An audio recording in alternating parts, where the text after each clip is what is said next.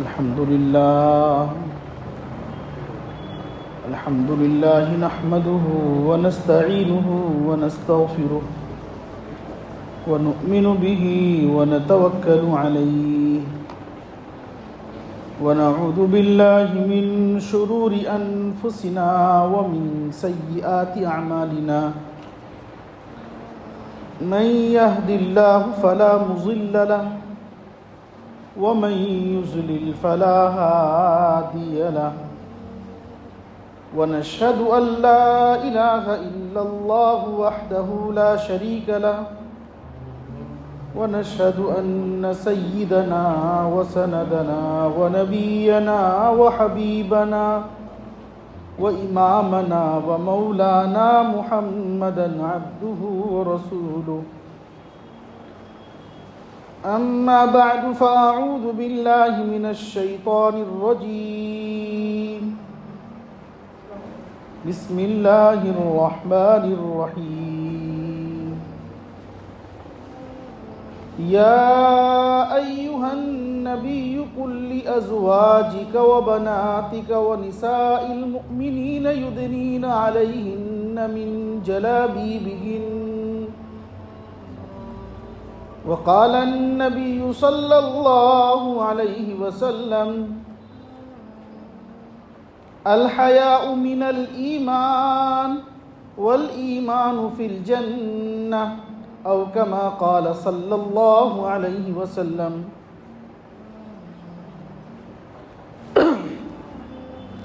عزیزان محترم اور میرے دینی اسلامی بھائی، آج آپ کے سامنے پردے کے تعلق سے، اس کی اہمیت اور فضیلت کے تعلق سے بیان کرنے کا ارادہ ہے۔ دعا کیجئے اللہ رب العزت والجلال مجھے صحیح کہنے اور ہم تمام کو ان باتوں پر عمل کی توفیق نصیب فرمائیں۔ جس طریقے سے اللہ تعالیٰ نے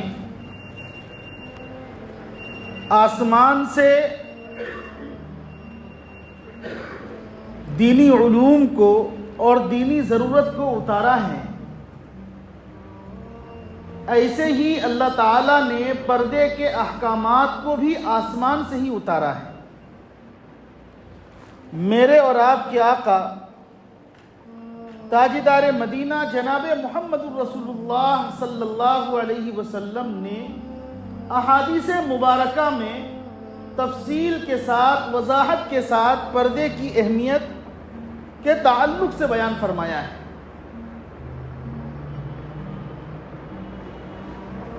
پردے کی تاریخ بہت پرانی ہے۔ ہمارے جد امجد سیدنا آدم علیہ نبینا علیہ السلام سے لے کر ہمارے آقا و مولا مخبر صادق جناب محمد الرسول اللہ صلی اللہ علیہ وسلم کے زمانے تک ہر زمانے میں اس چیز کو برا جانا جاتا تھا کہ مرد اور عورتوں کا اختلاط ہو، مرد اور عورت آپس میں ایک دوسرے کے ساتھ رہیں، ان کا ملنا جلنا ہو۔ ہر زمانے میں اس کو برا سمجھا جاتا رہا ہے۔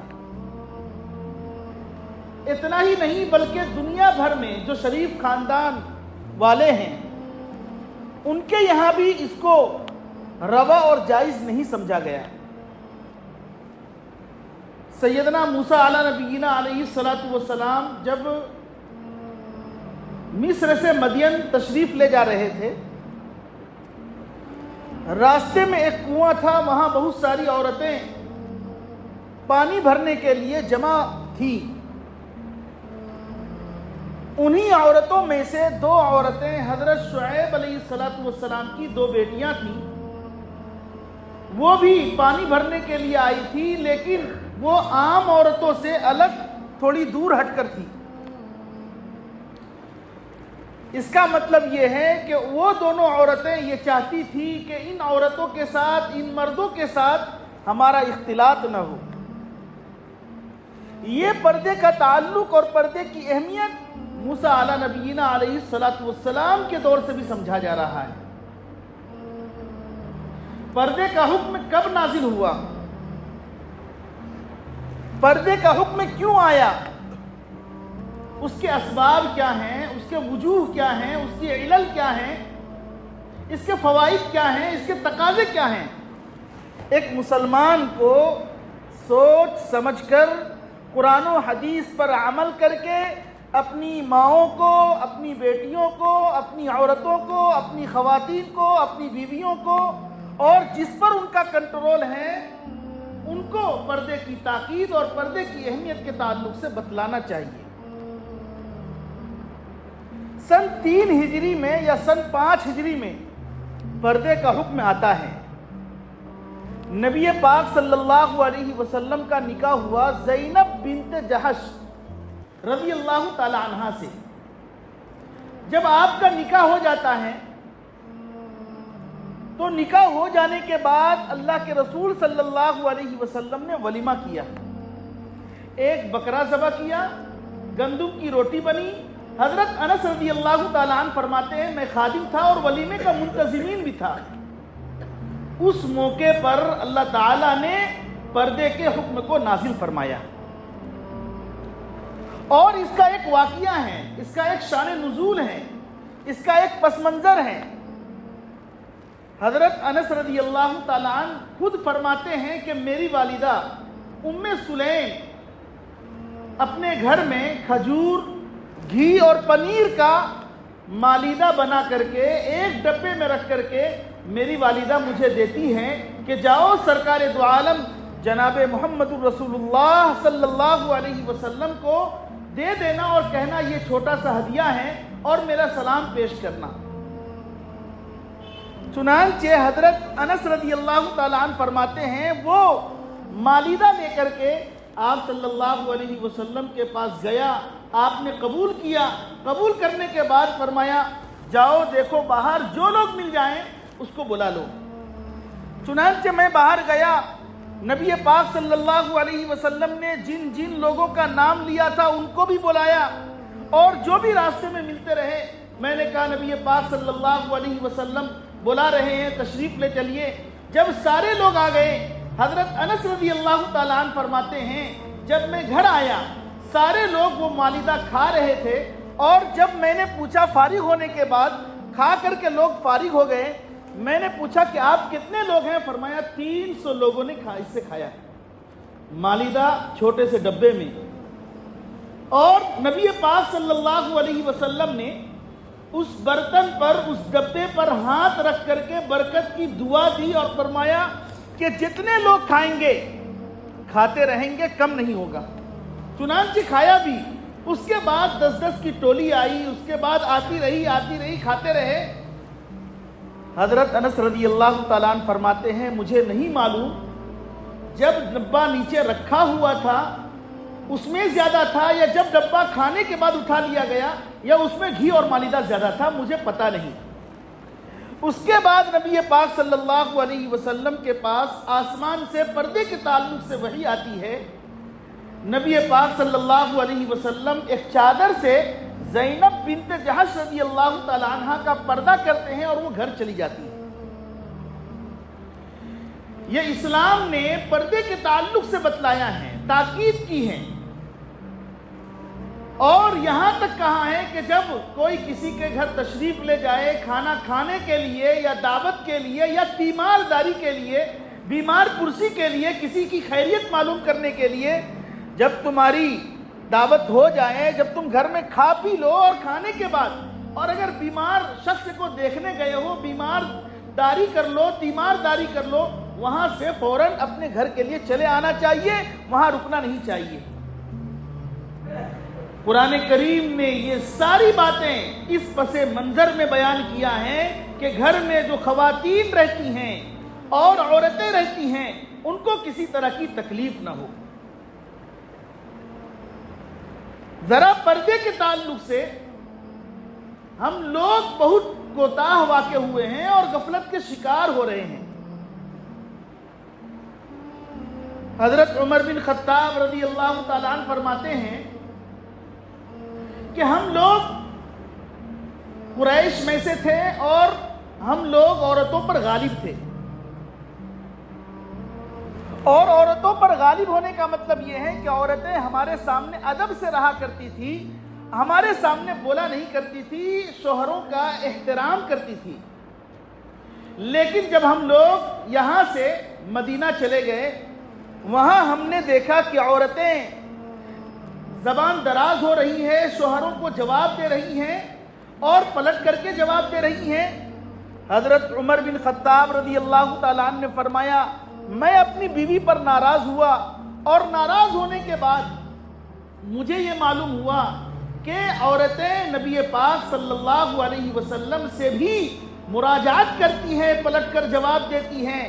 چنانچہ نبی پاک صلی اللہ علیہ وسلم کو میں نے یہ، حضرت عمر فرماتے ہیں، میں اپنی بیٹی حضرت حفصہ رضی اللہ تعالیٰ عنہ کے پاس گیا، کیونکہ حضرت حفصہ نبی پاک صلی اللہ علیہ وسلم کی بیٹی تھی۔ میں نے پوچھا واقعہ کیا ہے؟ کیا تم لوگ نبی پاک صلی اللہ علیہ وسلم کے سامنے پلٹ کر کے جواب دیتی ہو؟ تو کہتی ہے کہ ہاں، ہم لوگ پلٹ کر جواب دیا کرتے تھے۔ نبی پاک صلی اللہ علیہ وسلم کے پاس حضرت عمر بن خطاب جاتے ہیں اور یہ سارا واقعہ فرماتے ہیں، اور حضرت عمر نے فرمایا، جن عورتوں نے اور جن لوگوں نے نبی پاک صلی اللہ علیہ وسلم کو جواب دیا ہے وہ ہلاک ہو گئی ہیں، وہ برباد ہو گئی ہیں، وہ تباہ ہو گئی ہیں۔ یہ بات نبی پاک صلی اللہ علیہ وسلم کو میں نے سنایا تو آپ نے تائید فرمائی۔ اس وقت حضرت عمر بن خطاب رضی اللہ تعالیٰ عنہ فرماتے ہیں، میرے دل میں آیا، میں نے سرکار دو عالم جناب محمد رسول اللہ صلی اللہ علیہ وسلم سے فرمایا، اے اللہ کے رسول صلی اللہ علیہ وسلم، آپ کے پاس اچھی عورتیں بھی آتی ہیں، بری عورتیں بھی آتی ہیں، آپ اپنی ازواج مطہرات کو پردے کا حکم دے دیں۔ چنانچہ نبی پاک صلی اللہ علیہ وسلم سے حضرت عمر بن خطاب نے جب یہ فرمایا تو آسمان سے پردے کی آیت نازل ہوتی ہے۔ روایت میں آتا ہے کہ حضرت عمر بن خطاب رضی اللہ تعالیٰ عنہ کی زبان پر اللہ نے حق جاری کر دیا تھا۔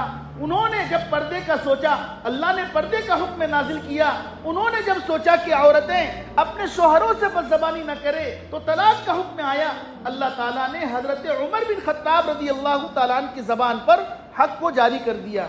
آیت اتری، کون سی آیت؟ یا ایھا النبی قل لازواجک وبناتک ونساء المؤمنین یدنین علیہن من جلابیبہن۔ یہ آیتیں اتری، فرمایا اے نبی پاک صلی اللہ علیہ وسلم، آپ کہہ دیجئے اپنی عورتوں سے، کل ازواجک وبناتک، اپنی بیٹیوں سے، ونساء المؤمنین، اور مومن عورتوں سے، کہ جب وہ گھر سے باہر نکلیں تو گھونگھٹ ڈال لیا کریں، بلا وجہ گھر سے باہر نہ نکلیں اور بغیر پردے کے نہ نکلیں، اگر نکلنے کی ضرورت ہو تو پردے کے ساتھ نکلا کریں، زیب و زینت کے بغیر نکلا کریں۔ یہ قرآن کریم کی آیت نازل ہوئی، یا ایھا النبی قل لازواجک وبناتک ونساء المؤمنین یدنین علیہن من جلابیبہن۔ اگر یہ عورتیں پردے کے ساتھ باہر نکلے گی تو لوگ انہیں پہچان نہیں سکیں گے، لوگ ان کو اپنے مطلب کے لیے نہیں استعمال کریں گے، لوگ ان کو جو ہے تانا نہیں کسیں گے یا ان کے اوپر کچھ جملے نہیں بولیں گے، کیونکہ یہ عورتیں باپردہ ہیں۔ جب یہ آیت نازل ہوئی تو اس کا ایک شان نزول ہے۔ شان نزول واقعہ کیا ہے؟ واقعہ یہ ہے کہ نبی پاک صلی اللہ علیہ وسلم کے زمانے میں قضائے حاجت کے لیے عورتیں رات میں قضائے حاجت کے لیے نکلتی تھی اور دور دراز جاتی تھی قضائے حاجت کے لیے، پیشاب اور استنجا وغیرہ کے تقاضے سے فارغ ہونے کے لیے وہ اپنے گھر سے دور جگہ جاتی تھی۔ لیکن جب وہ عورتیں باپردہ ہوتی، پردے کے ساتھ نکلتی، تو کوئی لڑکا اور کوئی مرد ان کے ساتھ چھیڑ خانی نہیں کیا کرتا، اور وہ بچے اور لڑکے اور مرد یہ سمجھتے تھے یہ شریف خاندان کی لڑکیاں ہیں، یہ اچھی عورتیں ہیں، ان کو چھیڑ خانی نہیں کرنی ہے۔ لیکن جب وہ قضائے حاجت کے لیے گھر سے دور دراز جاتے تھے اور بغیر پردے کے نکلتے تھے، لوگ ان پر جملے بھی کسا کرتے تھے، برا بھلا بھی کیا کرتے تھے، اوباش قسم کے بھی لڑکے ہوتے تھے اور طرح طرح کے لڑکے ان کے پیچھے پڑ جایا کرتے تھے۔ قرآن کریم کی اس آیت میں صاف فرمایا گیا یا ایھا النبی قل لازواجک وبناتک ونساء المؤمنین یدنین علیہن من جلابیبہن کہ جب عورتیں گھر سے باہر نکلیں تو پردے کے ساتھ نکلیں اور پردے کے ساتھ ساتھ بغیر زیب و زینت کے نکلیں. آدمی عورتیں جب بغیر زیب و زینت کے نکلے گی، زیب و زینت گھر میں کرنا ہے، شوہر کے لیے کرنا ہے، اور اگر باہر وہ جا رہی ہے تو بغیر زیب و زینت کے نکلنا ہے تاکہ دوسرے مرد کی نگاہ اور دوسرے مرد کی نظر اس لڑکی پر اور اس عورت پر اور اس بچے پر نہ پڑ پائے. حدیث میں آتا ہے نبی پاک صلی اللہ علیہ وسلم نے ارشاد فرمایا جب عورت باہر نکلتی ہے تو شیطان تکتا رہتا ہے اور شیطان اس کے لیے جال بچھاتا ہے، شیطان اس کے لیے مسائل حل کرتا ہے، شیطان اس کے دل کو برگلاتا ہے اور فتنے میں مبتلا کرنے کی کوشش کرتا ہے. اسی لیے ایک دوسری آیت نازل ہوئی. نبی پاک صلی اللہ علیہ وسلم کی جو ازواج ہیں ان سے کہا گیا یا نساء النبی لستن کاحد من النساء، اے عورتیں، اے ازواج مطہرات، تمہارا مقام اونچا ہے، تم عام عورتوں کی طرح نہیں ہو. تمہارا حال کیا ہے؟ ایک تو نبی پاک صلی اللہ علیہ وسلم کی بیویاں ہوں، ازواج مطہرات ہیں، اور دوسرا یہ کہ تم کو امہات المؤمنین کہا جاتا ہے، مومنین کی تم مائیں ہو. فرمایا ان اتقیتن فلا تخضعن بالقول، کہ اگر بات کرنے کی ضرورت پڑے اور اجنبی مرد سے بات کرنا ہی ہو تو سختی کے ساتھ، نرمی کے ساتھ نہیں، سختی کے ساتھ بات کرنا ہے. اور پھر قرآن نے دوسری نصیحت فرمائی، پردے کے ساتھ رہنا ہے، اور تیسری بات فرمائی کہ نماز کو قائم کرنا ہے اور زکوٰۃ دینا ہے. اور یاد رکھو تمہارا مقام چونکہ بہت اونچا ہے، اگر نبی پاک صلی اللہ علیہ وسلم کے قول پر، فعل پر عمل کرو گی تو دوہرا ثواب ملے گا، اور اگر تم نے غلط کام کیا تو دوہرا عذاب بھی ہوگا. اپنے آپ کو پہچانو، اپنے مقام کو پہچانو، اپنی صلاحیت کو پہچانو، تم کون ہو، تمہارا مقام کیا ہے. پھر قرآن کریم کی ایک آیت نازل ہوتی ہے قُل لِّلْمُؤْمِنِينَ يَغُضُّوا مِنْ أَبْصَارِهِمْ وَيَحْفَظُوا فُرُوجَهُمْ.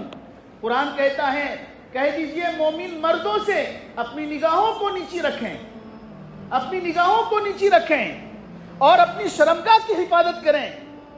یہ آنکھ اور شرمگاہ ہی کے فتنے سے عام طور پر لوگ مبتلا ہوتے ہیں.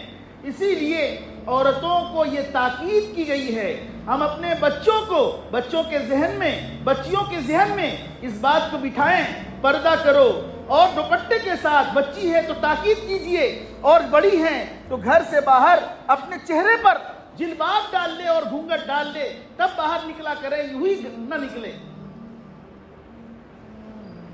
ہوتا یہ ہے، دیکھنے میں یہ آیا ہے، عام طور پر ماں باپ اپنے بچوں پر توجہ نہیں دیتے، اور توجہ نہ دینے کا مقصد اور مطلب یہ ہوتا ہے کہ شوہر بھی کمپنی میں کام کر رہا ہے، بیوی بھی کمپنی میں کام کر رہی ہے. اب دونوں نکل گئے، بچے ہو گئے ہیں، اب کیا کریں؟ بچے کو سنبھالنا بھی ہے، بچے کی تربیت بھی کرنا ہے. ماں باپ نہیں سنبھال پا رہے ہیں، دونوں اپنے اپنے جاب میں اور نوکری میں چلے گئے. اب بچے کی دیکھ بھال کون کرے گا؟ بچے کو کون گود دے گا؟ ایسی صورت میں کسی دائی کو بلایا جاتا ہے، اس کو پیسے دیا جاتا ہے، وہ دیکھبھالی کرتی ہے، رکھوالی کرتی ہے. ایسی صورت میں وہ بچہ یا بچی جو ابھی چھوٹا ہے، رو رہا ہے، اور شیرخوار بچہ ہے، دودھ پیتا بچہ ہے، ماں بھی چلی گئی کمپنی میں، شوہر بھی کمپنی میں چلا گیا، اب کیا ہو رہا ہے؟ وہ بچی کو اٹھانے والی دائی ہیں، وہ دیکھ رہی ہے. ظاہر سی بات ہے وہ بچی یا بچہ باپ کے شفقت سے بھی محروم ہے اور ماں کی ممتا سے بھی محروم ہے.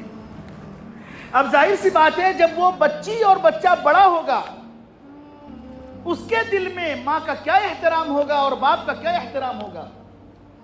پھر ایسے بچے جب بڑے ہوتے ہیں تو اپنے باپ کے ساتھ یہ سلوک کرتے ہیں. جب باپ بوڑھا ہو جاتا ہے، کمزور ہو جاتا ہے، تو اولڈ ایج ہوم میں اس کو ڈال دیا جاتا ہے. اب کیا ہے، باپ بڑے ہو گئے، بوڑھے ہو گئے، ان کی خدمت کون کرے گا؟ بچپن میں تم نے ہماری خدمت نہیں کی، دیکھ بھالی نہیں کی، تم نے ہمارا خیال نہیں کیا، ہمارے گود میں نہیں اٹھایا۔ آج جب باپ بڑا ہو جاتا ہے، بچے کے ذہن میں آتا ہے مجھے کام پر جانا ہے، میرے پاس جو ہے بچے کو سنبھالنے کے، باپ کو سنبھالنے کے لیے اور ان کی خدمت کرنے کے لیے میرے پاس وقت نہیں ہے، بہتر ہے اولڈ ایج ہوم میں ڈال دیں، وہاں جو ہوگا دیکھا جائے گا، وہ لوگ کر لیں گے آپس میں جو کرنا ہوگا۔ اور ایسے واقعات ہوئے ہیں اور ہو رہے ہیں۔ ایک بچے نے اپنے بوڑھے باپ کو اولڈ ایج ہوم میں ڈال دیا، اور ڈالنے کے بعد جب باپ کا وہاں انتقال ہو جاتا ہے، اس کو خبر دی جاتی ہے تمہارے باپ کا یہاں انتقال ہو گیا ہے، آؤ اور دیکھ لو اور تجہیز و تکفین کا انتظام کرو، قبرستان میں پہنچا دو۔ وہ بیٹا کہتا ہے، جوان بیٹا، کہ ابھی تو مجھے آفس کا کام ہے، میرے پاس اتنا وقت نہیں ہے۔ اچھا تم ایسا کرو، میرے باپ کو دفنا دو، کفنا دو، اور جو ہے قبرستان تک پہنچا دو، جو پیسہ ہوگا اس کا بل دے دینا، میں بھر دوں گا۔ افسوس ہے ایسے بیٹے پر، اور افسوس ہے ایسے باپ پر جس نے اپنے باپ کے حق کو نہ پہچانا اور جس نے اپنے بیٹے کو حق کو نہیں پہچانا، جس کی بنا پر جو ہے ایک دوسرے کے حقوق کو پر عمل نہ کرنے کی وجہ سے دونوں ایک دوسرے کی گڑبڑی کے شکار ہو گئے۔ اور اگر آپ آگے جائیں گے، اور نعرہ جو دیا جاتا ہے عورتوں کی آزادی کا، یہ کہا جاتا ہے کہ عورتوں کو قید میں کر رکھا ہے، عورت کو باہر نکلنا چاہیے، تم کو ترقی کرنا چاہیے، تم کو وزیر بننا چاہیے، تم کو سربراہی اختیار کرنی چاہیے۔ چنانچہ یہ نعرہ دیتے دیتے عورتیں باہر آ گئی، اور جب عورتیں باہر آئی اور یہ نعرہ جو دیا تھا امریکہ نے، آپ امریکہ کو دیکھیں، کتنی عورتیں اور خواتین جو ہے صدر بنی، اور کتنی عورتیں جو ہے وزراء بنی، اور کتنی عورتوں نے سربراہی اختیار کی۔ سوائے چند عورتوں کے کوئی سربراہی اور صدارت کو اختیار نہیں کیا، لیکن اس کی وجہ سے ڈھیر ساری عورتیں سڑکوں پر آ گئی۔ اور جب سڑکوں پر آئی، ان کا کام کیا ہے؟ ذلیل ترین کام ان عورتوں سے لیا جاتا ہے، سڑکوں پر جھاڑو ان سے دلوایا جاتا ہے، ہوٹلوں میں جو چادر بدلنا ہے، تبدیل کرنا ہے، عورتوں سے کام لیا جاتا ہے، ہوٹلوں میں جو ویٹر کا کام ہے وہ عورتیں کرتی ہیں، جہاز میں ان سے جو کام دیا جاتا ہے کھانا پروسنے کا، وہ عورتیں کرتی ہیں۔ عورتوں کو اسلام نے کیا مقام دیا تھا اور ہم نے کہاں تک پہنچا دیا؟ اللہ تعالیٰ نے عورتوں کو بہت اونچا مقام دیا، یہاں تک فرمایا کہ ماؤں کے قدموں کے نیچے جنت ہے، یہاں تک فرمایا کہ اگر کوئی شخص ایک بیٹی کی تربیت کرے اور تربیت کر کے اس کو اچھی جگہ پڑھائے لکھائے، شادی بہترین جگہ کرائے، تربیت کرے تو اس پر جنت واجب ہے، 2 کی کرے اس پر جنت واجب ہے، 3 کی کرے اس پر جنت واجب ہے۔ یہ اسلام نے عورتوں کو ایک مقام دیا، اسلام نے عورتوں کی حرمت کو جانا، عظمت کو جانا، اس کو تحفظ دیا۔ لیکن غلط خیال کرنے والے یہ سوچنے لگے کہ یہ لوگ عورتوں کو قید کر رہے ہیں اور یہ لوگ عورتوں کو باہر نہیں نکلنے دیتے۔ ان لوگوں نے گھر میں رہنے کو، عورتوں کو گھر میں رہنے کو دقیانوسیت قرار دیا اور رجعیت قرار دیا، قیدی قرار دیا، اور یہ کہا کہ یہ مسلمانوں کو کیا ہو گیا ہے کہ عورتوں کو گھر میں قید رکھتے ہیں، ان کو بھی باہر نکلنا چاہیے۔ تم نے باہر نکالا، ان کے ساتھ کیا کیا؟ ان کے ساتھ تم نے یہ کھلواڑ کیا کہ عورتوں سے کام لیا ہوٹلوں میں چادر تبدیل کرنے کا، تم نے کام لیا جہاز میں کھانا کھلانے کا، تم نے کام لیا فلاں گندی جگہوں پہ ان کو استعمال کرنے کا، تم نے اس کو عزت کا نام دیا۔ اور ہم نے جو ان کو گھر میں بٹھایا تھا، جو وہ اپنے بچوں کو دیکھ رہی تھی، اپنے شوہر کی خدمت کر رہی تھی، میاں بیوی کا دیکھ بھال کر رہی تھی، وہ عزت کی چیز تھی یا یہ عزت کی چیز تھی؟ خیرت کا نام جنو رکھ دیا اور جنو کا نام خیرت رکھ دیا۔ جو چاہے آپ کا حسن کرشمہ ساز کرے، اٹھا کر پھینک دو باہر گلی میں، نہیں تہذیب کے انڈے ہیں گندے، اٹھا کر پھینک دو باہر گلی میں، نہیں تہذیب کے انڈے ہیں گندے۔ ہم نے اگر یہ سوچا ہے کہ نہیں یہ تہذیب ہے اور یہ سلیقہ مندی ہے اور یہ اچھی چیز ہے، عورتوں کو مردوں کے برابر لانا چاہیے، جس طریقے سے مرد جا کر آفس میں کام کرتا ہے عورتیں بھی اسی طریقے سے کام کریں۔ آج جو دنیا میں گڑبڑی ہو رہی ہے اور خرافات ہو رہی ہے اور زناکاری اور بدکاری اور عیاری کے جو چیزیں دیکھنے کو مل رہی ہیں، اخباروں کے ذریعے، رسائل کے ذریعے، جرائد کے ذریعے، سوشل میڈیا کے ذریعے اور طرح چیزوں کے ذریعے، کیا ہم لوگ اس سے واقف نہیں ہیں؟ کیا ہم نہیں جانتے اللہ تعالیٰ نے عورتوں کو گھر کے کام کے لیے رکھا کہ گھر میں وہ رہے گی، گھر کو صاف ستھرا رکھے گی، بچے کی دیکھ بھال کرے گی، گھر کی دیکھ بھال کرے گی اور شوہر کے مال کی حفاظت کرے گی. اور شوہر کا کام یہ ہے کہ وہ باہر جا کر کے اپنے بچوں کے لیے، اپنے لیے اور اپنی بیوی کے لیے کمانے کی کوشش کرے، محنت کرے تاکہ ان کا اچھا انتظام کر سکے. شریعت نے دونوں کے حقوق کو الگ الگ کر رکھا، لیکن ہم نے عورتوں کو گھر سے باہر نکال دیا.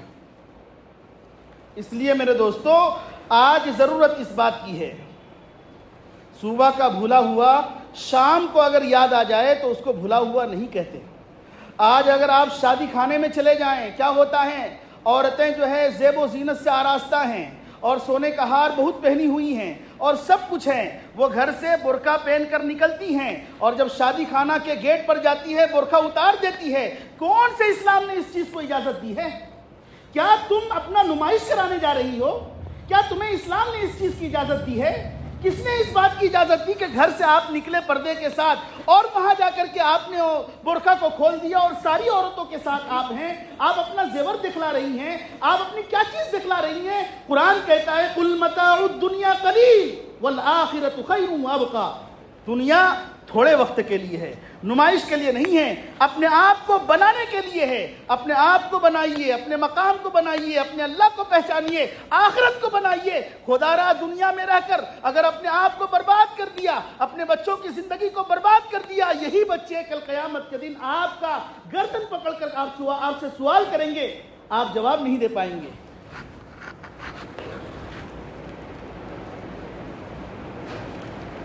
اس لیے حضرت عمر بن خطاب رضی اللہ تعالیٰ عنہ کے بارے میں آتا ہے، ایک جنگ ہوئی تھی ان کی سرکردگی میں، جنگ قادسیہ. جنگ قادسیہ میں امیر بنائے گئے تھے حضرت عمرو بن عاص رضی اللہ تعالیٰ عنہ، اور 10,000 صحابہ کرام جنگ قادسیہ میں نکلے تھے. یہ واقعہ میں اس پس منظر میں سنا رہا ہوں کہ صحابہ کرام رضوان اللہ تعالی علیہم اجمعین نے اپنی نگاہ کی کیسی حفاظت کی.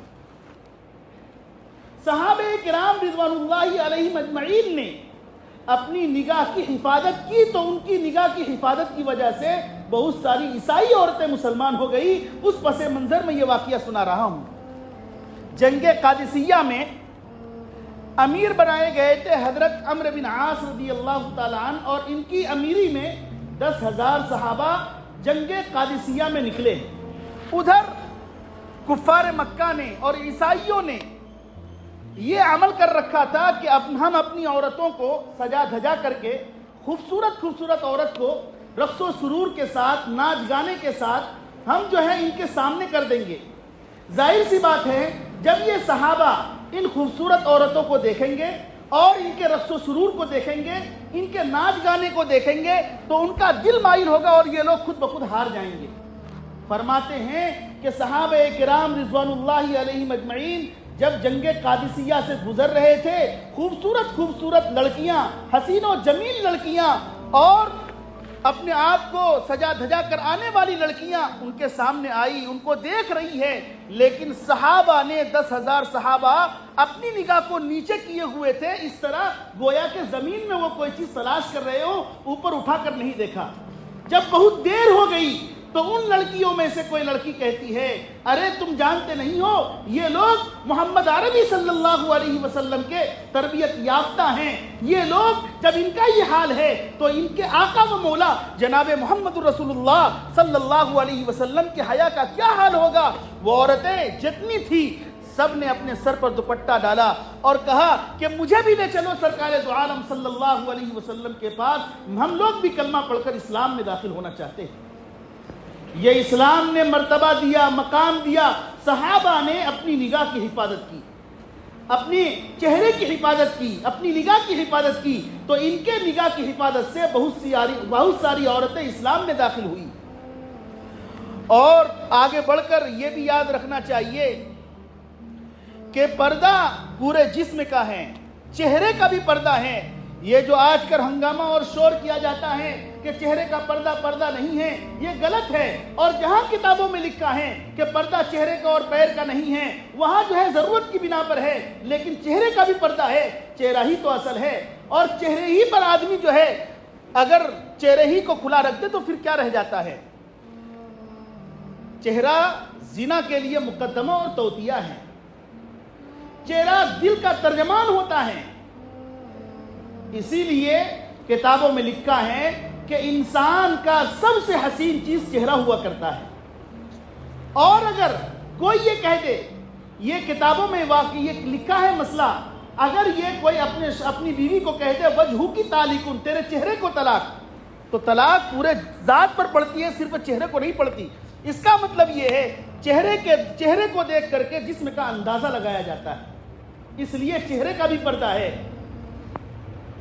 نبی پاک صلی اللہ علیہ وسلم کی تعلیمات پر اور شرعی تقاضوں پر چلنا یہ ہم سب کی ذمہ داری ہے۔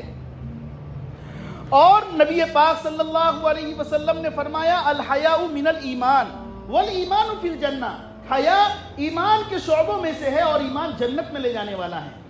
بے حیا اور بغیر جو ہے اپنے آپ کو سنبھالنے والی اور اپنا پردہ نہ کرنے والی عورتوں کے بارے میں کوئی گارنٹی نہیں ہے وہ کدھر بھاگ جائے۔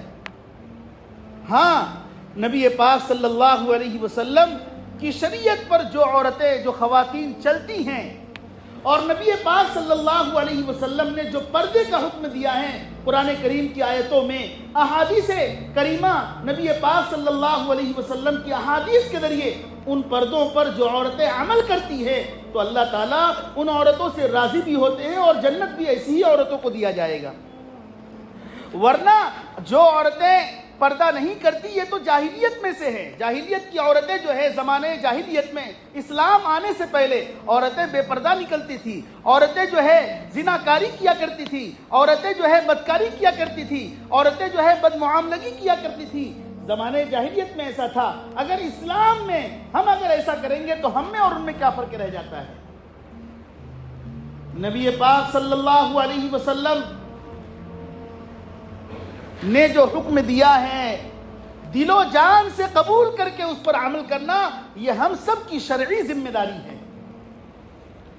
اسلام نے پردے کا یہاں تک خیال رکھا ہے کہ اگر کسی عورت کا انتقال ہو جاتا ہے تو قبر میں اس کو محرم ہی اتاریں گے، قبر میں اس کو محرم ہی اتاریں گے، غیر محرم اس کو قبر میں نہیں اتاریں گے۔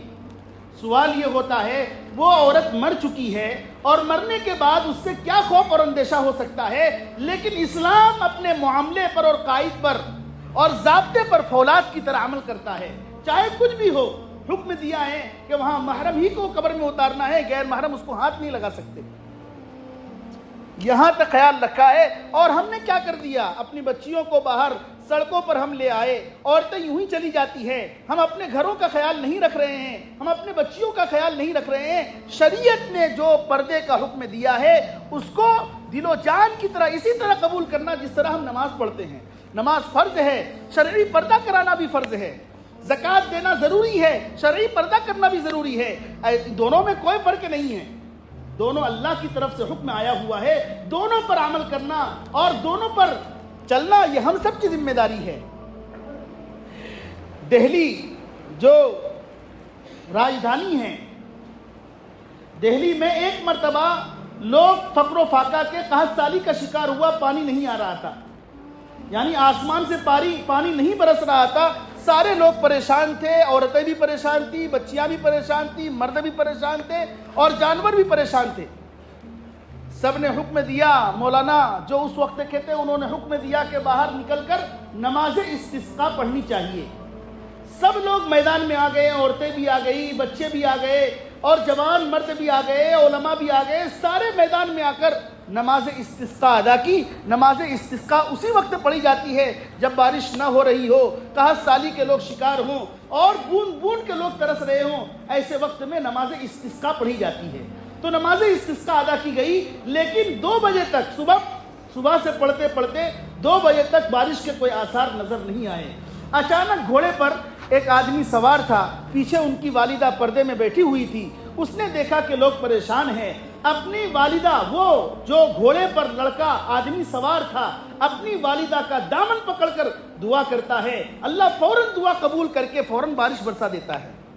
فرمایا اے لڑکے تمہارا کیا نام ہے، ایسا کیسے ہو گیا؟ فرمایا میری والدہ نے ہمیشہ سے پردہ کیا ہے، آج میں نے اللہ کے اس پردے پر عمل کرنے کی وجہ سے انہی کے سہارے سے دعا کیا ہے، اللہ نے میری دعا قبول فرما لی۔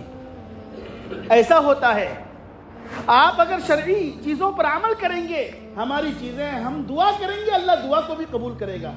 حضرت فاطمہ رضی اللہ تعالی عنہ کے بارے میں آتا ہے وہ کیسی با پردہ خاتون تھی۔ وہ فرماتی ہیں چاند کی پہلی تاریخ کو سارے لوگ چاند دیکھا کرتے ہیں، چنانچہ نبی پاک صلی اللہ علیہ وسلم نے اپنی بیٹی حضرت فاطمہ رضی اللہ تعالی عنہ سے فرمایا کہ آج چاند کی پہلی تاریخ ہے، فاطمہ چاند دیکھی ہو؟